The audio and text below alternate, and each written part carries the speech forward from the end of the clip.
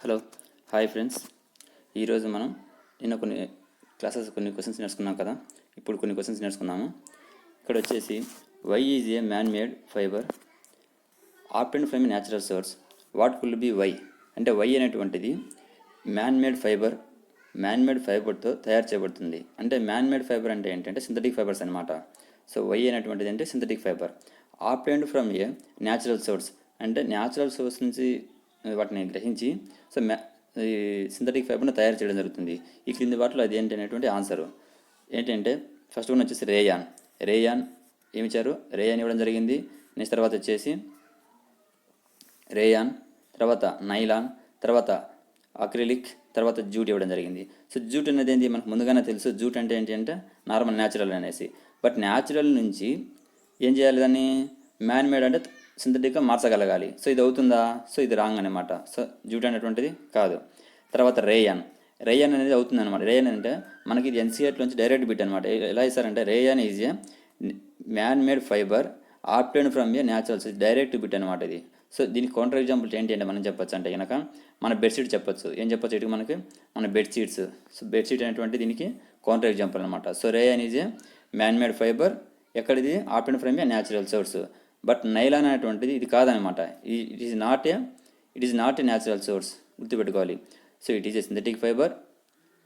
Nylon is a synthetic fibre and obtained from a non natural source. ఇక్కడ గుర్తుపెట్టుకోవాలి. ఇక్కడ ఏంటిది నాన్ న్యాచురల్ సోర్స్. ఎగ్జాంపుల్ వచ్చేసి ఏంటి అంటే మనకి ఇటుకకి మన టూత్ పేస్ట్ అంటే టూత్ బ్రష్ అనమాట. బ్రష్ ఇలాంటివన్నీ వచ్చేసి నైలాన్కి ఎగ్జాంపుల్. సో ఆక్రిలిక్ అనేది ఏంటంటే ఇది వచ్చేసి పాలిమర్ అనమాట. ఇది ఏంటి ఆక్రిలిక్ అనేది ఇట్ ఈజ్ ఏ పాలిమర్. ఓకేనా. సో దీనికి ఆక్రిలిక్ ఎగ్జాంపుల్ ఎలా చెప్పచ్చు అంటే ఊల్ అని కూడా చెప్పచ్చు. ఏం చెప్పొచ్చు? ఊల్ ఇలాంటివి అనమాట. ఓకే. సో ఆన్సర్ ఏమవుతుంది ఇప్పుడు దీనికి? మనకి ఆన్సర్ వచ్చేసి ఏంటి? Rayon is a what? Rayon is a man made fibre అంటే synthetic fibre. It is obtained from a natural source. Next question. ఈ క్వశ్చన్ వెరీ వెరీ ఇంపార్టెంట్ అండి. చూడండి ఒకసారి. Metal X displace metal Y. Metal X అనేటువంటిది displace అంటే తన స్థానంలో స్థానభ్రంశాన్ని చెందిస్తుంది. ఏది? వై తోటి. ఫ్రమ్ సాల్ట్ సొల్యూషన్లో but it is not able to displace metal Z. అయితే not able to displace metal Z. So metal జెడ్తో డిస్ప్లేస్ కాదు అంటున్నాడు. అదేవిధంగా ఫ్రమ్ ఇట్స్ సాల్ట్ సొల్యూషన్ నుంచి identify the most reactive metal. ఈటల్లో మోస్ట్ రియాక్టివ్ మెటల్ ఏంటో చెప్పమంటున్నాడు. సో మనకి బాగా క్వశ్చన్ ఒకసారి చూడండి. Metal X displaces metal Y from its salt solution but it is not able to displace metal Z from its salt solution. Identify the most reactive metal. So మనం most reactive metal ఏంటో కనుక్కోవాలంటున్నాడు. ఇక్కడ metal X displace metal Y అంటే మనకు ఒకటి important ఏంటంటే మనకి reactive metals గురించి తెలియనమాట. ఇవన్నీ రియాక్టివ్ మెటల్స్. సో రియాక్టివిటీ ఎలా ఉంటుందంటే ఫస్ట్ చూడండి ఒకసారి. ఏముంది ఇక్కడ? ఫస్ట్ ఏముంది ఇక్కడ? పొటాసియం ఉందా? Yes. Potassium, sodium, calcium, magnesium, aluminium, zinc, iron, lead, hydrogen, copper, mercury, silver, gold ఉందన్నమాట. సో దీనికి షార్ట్ కట్ కోడ్ గుర్తుపెట్టుకోవాలన్నమాట. దీనికి ఏంటి షార్ట్ కట్ కోడ్? ఈ షార్ట్ కట్ కోడ్ ఏంటి అంటే కానాకా. కే అంటే కానాక అంటే కానా అంటే ఏంటి? కే అంటే ఏంటి? పొటాసియం. కే అంటే పొటాసియం. ఎన్ అంటే సోడియం. సి అంటే కాల్షియం. కానాక. ఎం అంటే కానాక, గుర్తుపెట్టుకోండి. మళ్ళా కానాక. మజఫ్ ఏంటి? కానాక మజఫ్ అంటే MAZF. ఏంటి? MAZF గుర్తుపెట్టుకోండి. కానాక మజఫ్. ఎం అంటే మెగ్నీషియం, ఏ అంటే అల్యూమినియం, జెడ్ అంటే జింక్, ఎఫ్ అంటే ఐరన్ అనమాట. కానాక మజఫ్. ఫిర్ అంటే పి అనమాట. ఫిర్ అంటే ఏంటి? పిబి అంటే లెడ్ అనమాట. ఫిర్ హుస్సేన్. హెచ్ అంటే ఎవరు? హుస్సేన్. కానాక మజఫ్ ఫిర్ హుస్సేన్ కు హా. ఇది కోడ్, గుర్తుపెట్టుకోండి ఒకసారి. మళ్ళీ చెప్పండి. కోడ్ ఏంటంటే కానాక మజఫ్ ఫిర్ హుస్సేన్ కు హా. సో పి అంటే ఏం చెప్పాం? పి అంటే లెడ్, హెచ్ అంటే హైడ్రోజను, సియు అంటే ఏంటి కాపర్, సియు అంటే కాపర్, ఇక్కడ చూసుకోవాలి. సియు అంటే కాపర్, హెచ్జి అంటే మెర్క్యూరీ, ఇక్కడ హెచ్జి ఫస్ట్ ఏమో హైడ్రోజన్, తర్వాత హెచ్జి ఏమో మెర్క్యూరీ, తర్వాత ఏజీ అంటే సిల్వర్, ఏయు అంటే గోల్డ్. మీరు ఈ రియాక్టివ్ మెటల్ చూసుకోండి, అన్నిటికంటే స్ట్రాంగ్ ఏంది గోల్డ్ కదా, గోల్డ్ తర్వాత కింద సిల్వర్ అనమాట, ఈ విధంగా అనమాట. ఈ విధంగా మనం ఏం చేసుకోవాలంటే గుర్తుపెట్టుకోవాలి.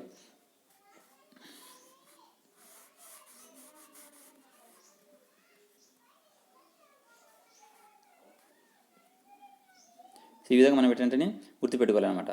సో అట్లా, సో కోడ్ ఏంటి మనకి, కానాకా మజఫ్ ఫిర్ హుస్సేన్కు ఆ ఇది కోడ్ అనమాట. సో ఈ కోడ్లో మనకి ఏంటంటే ఫస్ట్ వచ్చేసి మోస్ట్ రియాక్టివ్ ఎలిమెంట్, తర్వాత కిందికి వచ్చే కొద్ది రియాక్టివిటీ ఏమవుతుంది తగ్గుతుందన్నమాట.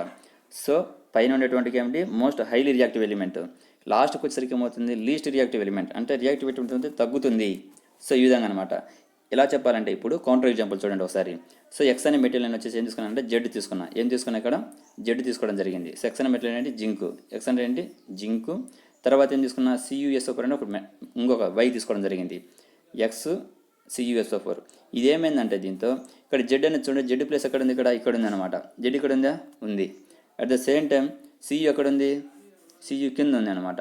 సో ఈ రెండుని కంపేర్ చేయండి, జెడ్ను మరియు సియు కంపేర్ చేయండి. వీటిలో మోస్ట్ రియాక్టివ్ ఏంటి, మోస్ట్ అంటే ఎక్కువగా రియాక్ట్ అయ్యేది Z, at the same time తక్కువ రియాక్ట్ అయ్యేది సియు అనమాట. సో సియు పక్కన ఎస్ఓ4 ఉంది, ఏముంది సియు పక్కన ఎస్ఓ4 ఉంది. ఇప్పుడు కౌంటర్ ఎగ్జాంపుల్ ఎలా చెప్పాలంటే, నాకు 10,000 డబ్బులు అవసరం, ఎంత 10,000 రూపాయలు నాకు అవసరం.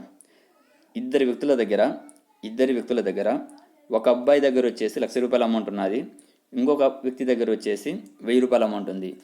ఇప్పుడు నాకు ఎవరు అప్పు ఇవ్వగలుగుతారు, నేను ఎవరి దగ్గరికి అప్పుకి వెళ్ళాలి అంటే, 1,00,000 రూపాయలు ఉన్నటువంటి అబ్బాయి దగ్గరికి వెళ్ళాలి. అంటే అమౌంట్ ఎక్కువ ఉన్న అబ్బాయిని ఏమంటామంటే హైలీ రియాక్టివ్ అంటాం, అమౌంట్ తక్కువ ఉన్నటువంటి అబ్బాయిని ఏమంటామంటే లో రియాక్టివ్ అంటాం అనమాట. సో ఈ విధంగా నేను ఎవరి దగ్గరికి వెళ్ళాలి, 1,00,000 రూపాయలు ఉన్నటువంటి అబ్బాయి దగ్గరికి వెళ్ళాలి. సో ఆ అబ్బాయి దగ్గరికి వెళ్తే నేను అప్పు తీసుకుంటాను. అదే నేను తక్కువ 1,000 రూపాయలు ఆ అబ్బాయి దగ్గర ఉన్న దగ్గరికి వెళ్తే అమౌంట్ నేను తీసుకోగలుగుతానా, తీసుకోలేను. కాబట్టి సో ఇట్లా అనమాట. సో ఇప్పుడు మనం ఇక్కడ ఏముంది జింక్ ఉంది, జింక్ అనేది ఏంది హైలీ రియాక్టివ్, సియు అనేది ఏంది కాపర్ అనేది ఏంది లో రియాక్టివ్ అనమాట. సో ఇప్పుడు ఎస్ఓ4 దేని దగ్గరికి వెళ్ళాలి, తక్కువ దగ్గరికి వెళ్ళాలి, ఎక్కువ దగ్గరికి వెళ్ళాలి. ఆల్రెడీ ఇచ్చిన ఈక్వేషన్లో తక్కువ దగ్గర ఉందన్నమాట. ఇది ఎక్కడికి వెళ్తుంది, జంప్ అయ్యి జింక్ దగ్గరికి వెళ్తుంది. జింక్ దగ్గరికి వెళ్తుంది. సో ఇలా, సో సియు అలాగే ఉంటుంది, ఎందుకంటే ఇది లీస్ట్ రియాక్టివ్ అనమాట comparing to Z. So next Z అని ఎస్ఓ4తో రియాక్ట్ అవుతుంది. దీన్ని ఏమంటామంటే ఎస్ఓ4 అనేది డిస్ప్లే చెందిందా లేదా, తన స్థానభ్రంశంలో ఉన్నటువంటిది ప్లేస్ అనేది చేంజ్ అయింది. సో దీన్ని ఏమంటారు ఎక్స్ డిస్ప్లేస్ అంటారు. ఏమంటారు ఎక్స్ అనేటువంటి డిస్ప్లేస్ అయింది. నెక్స్ట్ ఇంకోటి ఏమంటున్నాడు, క్వశ్చన్ ఏమంటున్నాడు బాగా చూడండి. Salt solution, but is not able to displace metal Z from its salt solution. So జెడ్తో కాదు అంటున్నాడు. సో జెడ్తో కాదని కౌంటర్ ఎగ్జాంపుల్ చెప్పండి, సేమ్ దాన్ని రివర్స్ తీసుకోండి. దాన్ని ఏం చేయాలంటే మనము దాన్నే రివర్స్. నెక్స్ట్ దాని రివర్స్ చూడండి ఒకసారి, సియు ఉంది ఇక్కడేముంది సియు జెడ్ఎన్ఎస్ఓ4. ఇప్పుడు జెడ్ఎన్ఎస్ఓ4 పక్కనే ఉంది ఎస్ఓ4 అనేది ఉంటుంది. సో మనకు రియాక్టివిటీ మెటల్స్ తీసుకున్నట్లయితే ఇక్కడేముంది ఫస్ట్ సియు ఎక్కడుంది, సేమ్ సియు అనేది కింద ఉంది. At the same time Z అనేది ఎక్కడ ఉంది, ఇక్కడ మనకి సియు ఎక్కడ ఉంది, కింద ఉంది అనమాట. సియు ఎక్కడ ఉంది, ఇక్కడ ఉంది సియు ఇక్కడ ఉంది. At the same time Z అని ఎక్కడ ఉంది, పైన ఉంది. అబ్జర్వ్ చేయండి, రెండులో పైన ఉంది అనమాట. ఇప్పుడు మోస్ట్ రియాక్టివ్ ఎలిమెంట్ ఏంటి, హైలీ రియాక్టివ్ జెడ్ అని అనమాట. లో రియాక్టివ్ ఏంటి, సియు అనమాట. ఇప్పుడు ఈ ఎస్ఓ4 అనేది ఎక్కడికి వెళ్ళాలి, ఎవరైతే దగ్గర ఎక్కువ అమౌంట్ ఉంటుందో, అంటే మోస్ట్ రియాక్టివ్ ఎవరైతే ఉంటుందో వాళ్ళ దగ్గరికి వెళ్ళాలి. సో ఎస్ఓ4 అనేది ఆల్రెడీ సియు అనేది తక్కువ ఉంటుంది, సియు అనేది తక్కువ ఆల్రెడీ, జెడ్ అనేది ఆల్రెడీ ఉంది అనమాట. సో అంటే అర్థం ఏమనంటే ఎస్ఓ4 అనేటువంటిది ఎక్కడ ఉంది, ఇది ఆల్రెడీ మోస్ట్ రియాక్టివ్ ఎలిమెంట్ పక్కన స్టెబుల్ అయ్యింది, అంటే జెడ్ అని పక్కన ఆల్రెడీ ఉంది. సో ఇక ఆల్రెడీ ఉండవు కాబట్టి తక్కువ దగ్గరికి వెళ్తావా నువ్వు, వెళ్ళవన్నమాట.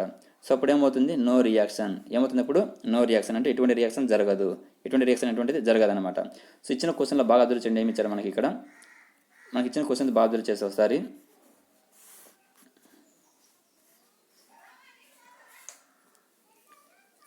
ఏమి ఇచ్చారు. So metal X displace metal Y from its salt solution అటువంటిది ఇది అయింది. ఇది కౌంటర్ ఎగ్జాంపుల్ 1కి.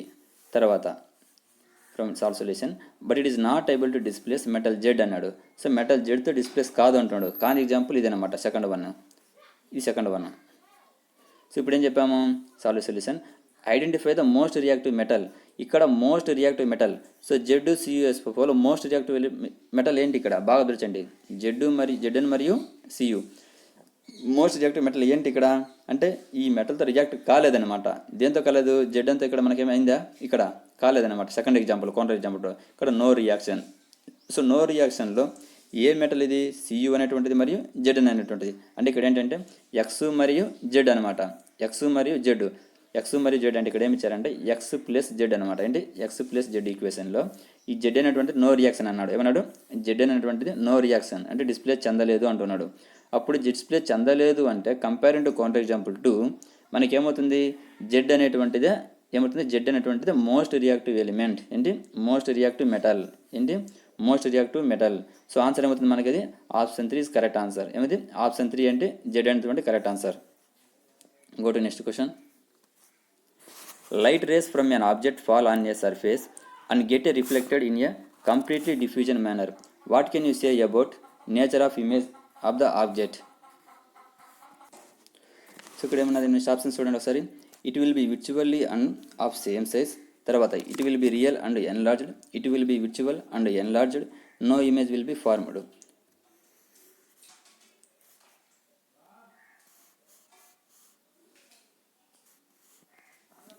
చూడండి, light rays from an object fall on surface అంటే ఇట్లా సర్ఫేస్ మీద లైట్ రేస్ అనేటువంటి పడినట్లయితే ఏమన్నారు, లైట్ రేస్ అనేటువంటి ఇట్లా లైట్ రేస్ పడినట్లయితే ఓకేనా. అండ్ రిఫ్లెక్టెడ్ ఏమి ఇచ్చారు ఇక్కడ, రిఫ్లెక్టెడ్ అవుతుంది అనమాట. ఎలా అవుతుంది, రిఫ్లెక్టెడ్ అవుతుంది. సో ఇలా రిఫ్లెక్ట్ అయినటువంటిది reflected in complete diffusion manner. ఏమన్నా కంప్లీట్లీ డిఫ్యూజన్ మేనర్ అంటే అర్థం ఏమంటే ఇవన్నీ వచ్చేసి ప్లేన్గా వెళ్ళకుండా అంటే గందరగోళంగా అనమాట. ఎలా గందరగోళంగా వెళ్ళిందనమాట. సో గందరగోళంగా వెళ్ళినప్పుడు ఏమవుతుంది, గందరగోళంగా వెళ్ళినప్పుడు what can you say about the nature of image. So మనకు గందరగోళంగా వెళ్ళినప్పుడు మనకి ఇమేజ్ అనేది ఏర్పడుతుందా అని అడుగుతున్నాడు క్వశ్చన్. సో ఇమేజ్ ఏర్పడుతుందా, అసలు ఏర్పడదని చెప్పొచ్చు డైరెక్ట్గా, చూస్తానని చెప్పచ్చు అనమాట. ఇక్కడ ఏమైనా ఇమేజ్ ఏర్పడుతుందా, అసలు ఏర్పడదు కదా. ఏమని లైట్ రిఫ్లెక్ట్ అనేది ఇట్లా వెళ్ళినప్పుడు స్ట్రైట్ అన్ని ప్యారలల్గా ఉంటే మనకి ఏమవుతుందంటే ఇట్లా అన్ని ప్యారలల్గా ఉంటే మనకి ఇమేజ్ ఫార్మ్ అవుతుంది. బట్ ఇక్కడ డిఫ్యూజన్ మేనర్ అంటే గందరగోళంగా వెళ్ళాయి కాబట్టి మనకి ఇమేజ్ అనేటువంటిది ఫార్మ్ కాదు. తర్వాత ఇంకో ఆప్షన్ చూడండి, ఇక్కడ it will virtual and same size. So virtual and same size అంటే మనకి ఇక్కడ మిరర్స్ 2 రకాలు ఉంటాయి. ఒకటి ప్లేన్ మిరరు, ఇంకోటి ప్లేన్ మిరరు, స్పెరికల్ మిరర్ అనమాట. సో ప్లేన్ మిరర్ అంటే మనకు తెలుసు ముందుగానే. నెక్స్ట్ ఏంటి స్పెరికల్ మిరర్ ఎన్ని రకాలు, 2 టైప్స్. ఎన్ని రకాలు, 2 టైప్స్ అనమాట. అవి ఏంటి అంటే ఒకటి వచ్చేసేమో కాన్కేవ్,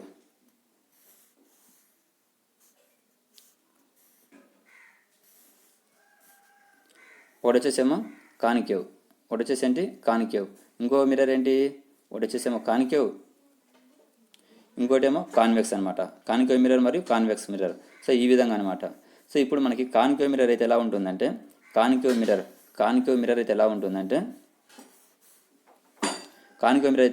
దానికి వచ్చేసి రియల్ అండ్ ఇన్వర్టెడ్. ఇమేజ్ ఎలా ఫామ్ అవుతుంది, రియల్ అండ్ ఇన్వర్టెడ్. అదే గినక విర్చువల్ అంటే ఎక్కడ అవుతుందంటే మనకి ఇది కాన్వెక్స్. ఏ మిర్రర్ ఇది, కాన్వెక్స్ మిర్రరు. కాన్వెక్స్ మిర్రర్ ఏమవుతుంది, విర్చువల్ అండ్ ఎరెక్ట్, గుర్తుపెట్టుకోవాలి. At the same time real and enlarged. Real అంటే మనం ఇప్పుడు ఏం చెప్పాము, రియల్ అండ్ ఎన్లార్జ్డ్ అంటే అనమాట. దేంతో వస్తుంది మనకి ఇది కాన్కేవ్. ఏంటిది concave, virtual and enlarged. So ఇవన్నీ కాదనమాట. సో ఇవన్నీ ఎప్పుడు వస్తాయంటే ఓన్లీ డిపెండింగ్ అపాన్ ఇక్కడ ఇవన్నీ స్పెరికల్ మిర్రర్. ఏంటివి స్పెరికల్ మిర్రర్లోనే వస్తాయి. ఇక్కడ ఏమన్నాడు, ఈ సర్ఫేస్ గెట్ అయిపోయింది కాబట్టి ఓకే రైట్ కంప్లీట్ అయిపోయింది. సో దీని ఆన్సర్ ఏంటి, no image will be formed. Go to next question. In order to slide a huge box is lying on the ground.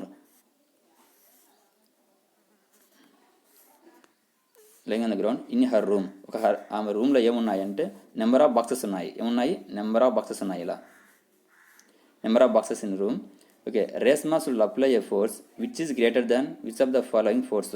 ఆమె దీనిపైన ఫోర్స్ అప్లై చేయాలంటే ఒక ఫోర్స్ అప్లై చేయాలి అంటే ఏ ఫోర్స్ అప్లై చేస్తే should be apply force which greater than the force which of the following is force. So ఆమె ఆ force apply చేయాలంటే ఏ ఫోర్స్ కాడికి ఎక్కువ ఫోర్స్ అప్లై చేయాలంటున్నాడు విచ్ వాటిలో.